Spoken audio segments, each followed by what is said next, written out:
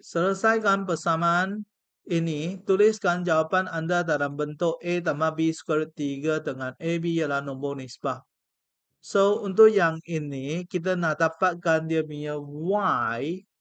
So, untuk dapatkan Y itu, 2 pindah ke belakang, dia akan jadi 3 square root Y sama dengan 6 square root 3 tambah dengan 3.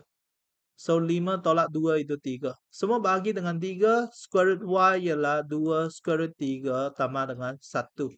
So, bahagi dengan 3. So, Y adalah 2 square root 3 tambah 1 punya square. So, dia akan jadi, kita tahu bahawa A tambah B punya square akan jadi A square tambah 2AB tambah B square. So, dia akan jadi 2 square 3 tambah 2 darab 2 square root 3 darab 1 tambah dengan 1 square. 12 tambah 1, 13 tambah 4 square root 3. Okey, inilah dia punya jawapan. Y ialah yang ini.